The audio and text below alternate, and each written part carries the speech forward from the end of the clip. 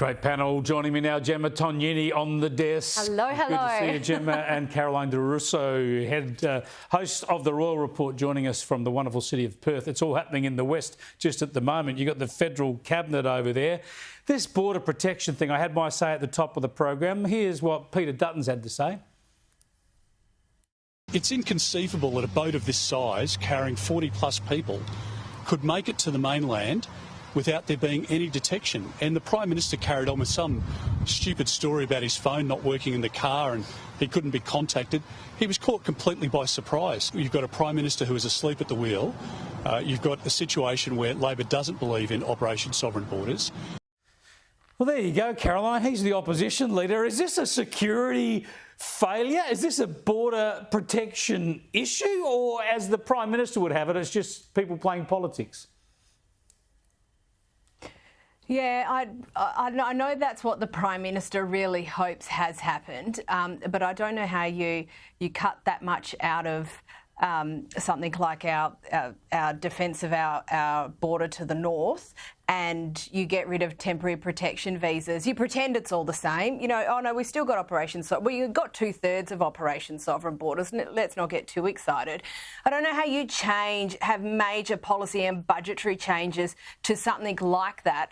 And then when something goes wrong, you go, oh, well, it's the other side's fault for bringing it to everyone's attention. Well, those things were working. Just leave them in place. And I know that's really hard for Labor to do that. But the last time they stuffed around with that policy, like you talked about at the top of the show, it was an absolute disaster. Yeah, look, clearly there's a failure here. You can't ignore the failure. You can't pretend away two lots of people getting to our mainland, yet the Prime Minister says this. Peter Dutton needs to stop acting in such an irresponsible, opportunistic way in trying to seize some short-term political advantage in a way that just does not promote Australia's national interest. Riddle me this one, Gemma. Why is it Peter Dutton's problem? Why isn't he instead saying we're going to beef up our surveillance? Because the Prime Minister hasn't worked out yet that he's the Prime Minister. Yes. Truly, I'm not being tried about it. This Prime Minister feels like and acts like and speaks like someone who's still in opposition, like nothing's my fault, not my problem. I'm going to my government's going to cut 1/3 of resourcing to this program, but it's not my fault. I mean, Scott Morrison was the guy who was lambasted for not holding a hose. Yeah. This Prime Minister says, can't take a call, I'm in the car. I mean, come on. Let's be honest here. This is a problem, and it's not just a problem for the Prime Minister in this portfolio. It's a problem for the Prime Minister's leadership. It's weak, it's directionless, and it's undefined. Yeah, we'll keep on that. I think it's an important point. He just has to accept the authority of the job and do something on this and other issues. I want to go to Parliament House and the drinking culture. You might have seen this from Liberal Senator Perrin Davey. The arts would come in and it would be this is what we're saying. Well, I called a Liberal Nationals, not a coalition senator there from New South Wales. Now, Caroline, she looks half cut to me. Why don't you just front up and say, I had a bit too much to drink, let's move on?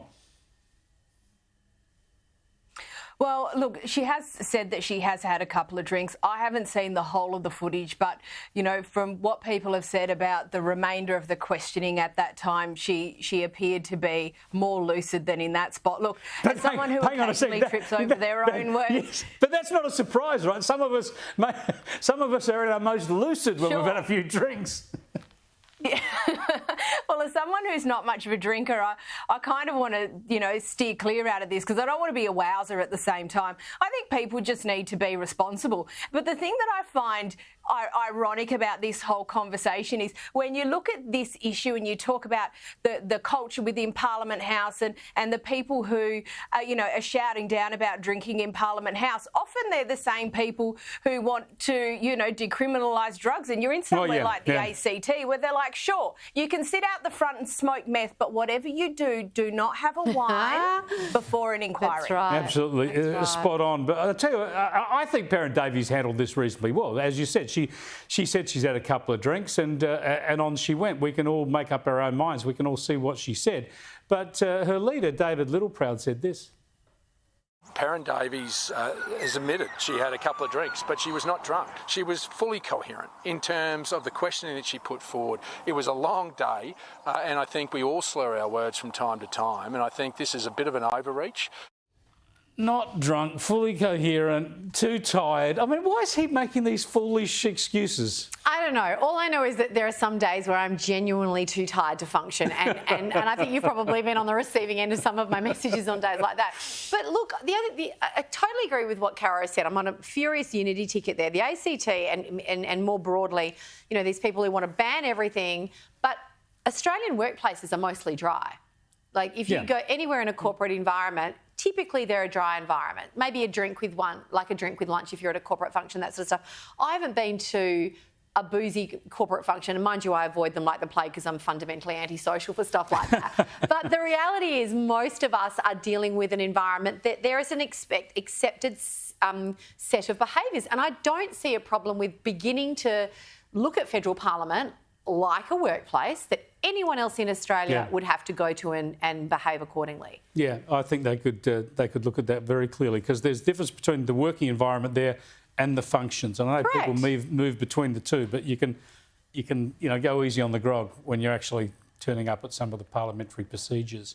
I want to stick with politics, but go to the West today. And the Prime Minister in Western Australia today was confronted by this front page on the West Australian newspaper. It is demanding a pledge from the PM that he's going to keep their generous GST deal.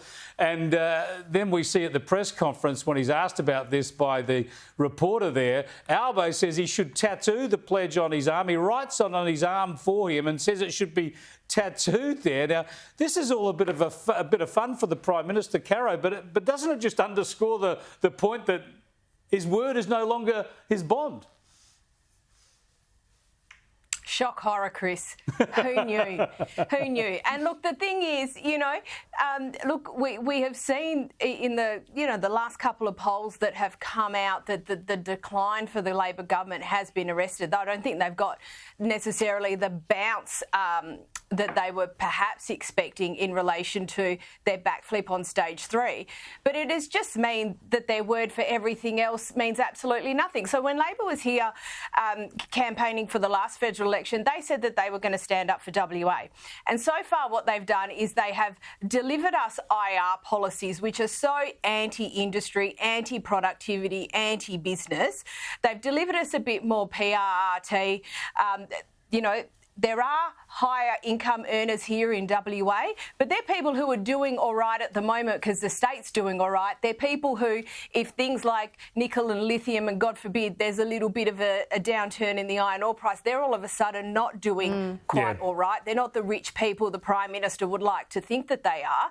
So he's so far he's milked us for all that we're worth, and now he wants to tell us that his word is his bond on his GST. Well, West Australians, we're pretty parochial and we're not stupid. Yeah, you're pretty parochial. You're virtually a separate country, as we found out just a couple of years ago. Just quickly, I've got to show you these pictures. You would have seen them. Shield your eyes if you're offended by too much male flesh. But here's Australian Olympian equestrian Shane Rose. This is a fancy dress event, and he's very humorously put on a mankini to do it, and yet he was under threat of being expelled from the Olympic team because this was too offensive to some people. Let's have a listen to what Shane had to say. Something I haven't worn before, and it's not the most comfortable attire, and I can't see myself wearing one in the near future. No. Luckily, I've got a great saddle sponsor, and my saddles are really comfortable.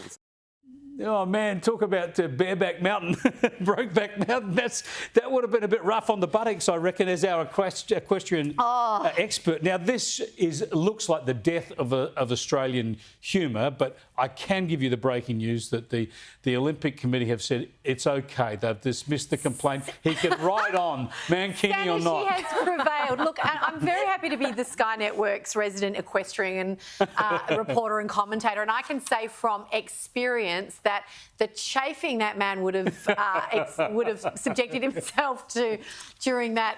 Notice he's got a saddle pad over the top of his saddle. You don't usually have one of those. He deserves it all. And seriously, Equestrian Australia, get a grip. I understand one person complained. Yeah, but at least we all had some fun around the country. But yeah, get a grip. They should have dismissed it. Right on, Shane Rose. right on, butt cheeks and all.